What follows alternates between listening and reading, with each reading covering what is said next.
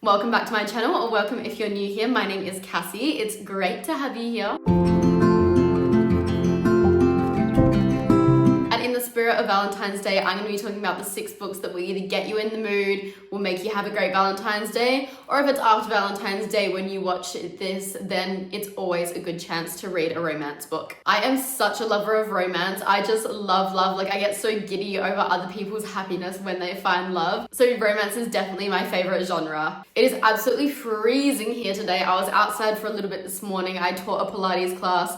Then I went to a cafe, had a coffee and some food, and read my book that I'm currently reading, which is Quicksilver by Callie Hart, which I'm just over halfway through, and I'm still on the fence about it. But coming home, the wind was just so icy, and I still feel like I haven't warmed up yet. I've got the heater set to 22 in this room. And then I think after this, I'm gonna sit in the bath or have a warm shower or something and try and warm up. The first romance book is Archer's Voice by Mia Sheridan. This is a small town romance between Bree and Archer, and as the title suggests, Archer does not speak. He has had some trauma in his life, especially when he was younger.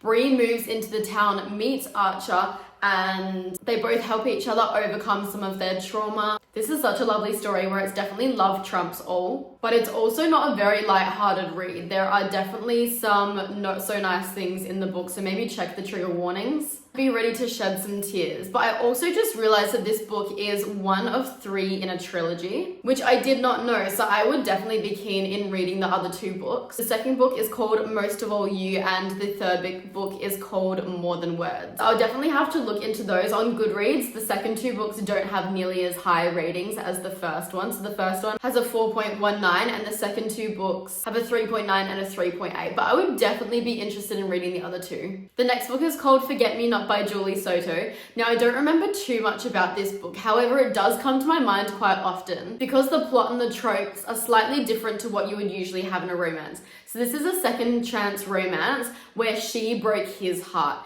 And I love how that's switched up because usually it's like the girl's had her heart broken by this stupid guy who's, I don't know, ghosted her or whatever happens. The female main character, Alma, her mum has been married multiple times before, therefore Alma doesn't really believe in love or believe in marriage, but yet she is a wedding planner. And then Elliot owns a flower shop, a florist. Alma and Elliot actually used to date, and Elliot did propose to Alma when they were dating the last time. However, obviously it did not end up happily ever after, and now Alma and Elliot have to work on a celebrity wedding together. Like I said, I liked that this was really different in that it was a second chance romance where Alma had broken Elliot's heart, and you could just see how hurt he was by her not accepting the proposal the first time. In every other way though, this book is definitely your typical kind of rom-com vibe. It's perfect for those Valentine's Day vibes. You're definitely rooting for both of them to get together by the end of the book. They are just such sweet characters. Next up, I feel like I can't film a video like this and not have some Abby Jimenez in there.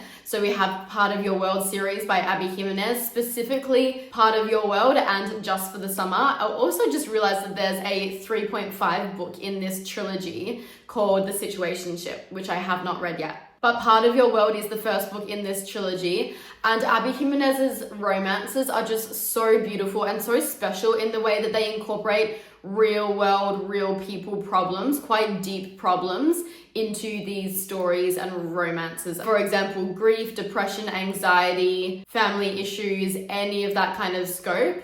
I feel like she writes them in a very real and raw way that connects both the character to the writer, especially if you have dealt with or are dealing with any of these kind of things. Our female main character, Alexis, who is an ER doctor, finds herself in a small town and meets a guy 10 years younger than her named Daniel. He is a carpenter. And it's beautiful to see the way that Alexis falls in love with the small town and the found family, especially through Daniel and Daniel's friends within the small town, and the way that everyone accepts her so quickly. Alexis has a lot of problems with her successful and wealthy family wanting her to marry someone that's rich and successful, and they basically have her life planned out for her. And I believe, if I remember correctly, Daniel has his own family issues, and I also think is dealing with a bit of grief. Whilst 10 years is quite a decent age gap, I feel like it's done really well. You don't really get that gross, icky vibe that you usually do with an age gap difference of 10 years. And I love that Alexis is such a strong character. She's really having a hard time with potentially leaving her career behind in the big city. And Daniel is so sweet and so cute towards Alexis. It's really a cute read. Following on from Part of Your World, we have Just for the Summer by Abby Jimenez, which is the third book in the Part of Your World trilogy. I think this one is my favorite. It follows Justin and Emma, who both have a similar sort of history when it comes to dating. People that they date, when they then break up with them, those people then go on to find their soulmates. So if Justin dates someone, then they break up, then that person will then go on to find their soulmate. Justin's left alone, and the same with Emma. Justin writes a Reddit thread about this and Emma sees it. So Emma has the idea that if they both date each other, then it's going to break the curse, which I honestly think sounds pretty logical. But as I said with Part of Your World, Abby Jimenez is really good at writing quite serious problems into these books. Justin has just gotten guardianship of his 3 younger siblings, and Emma has quite a toxic relationship with her mum. Emma is also a traveling nurse, and I remember when I was listening to, I'm pretty sure I listened to the audiobook and I was in Switzerland, so every time I think of this book, I just remember myself walking around Zurich. So yeah, Emma is a traveling nurse, and so for their next placement, she decides to go to Minnesota, where Justin lives, and they will date and hopefully break the curse. Again, it is such a sweet romance between the 2 main characters. There is quite a lot going on in terms of the plot and the heavier kind of topics surrounding both of the characters.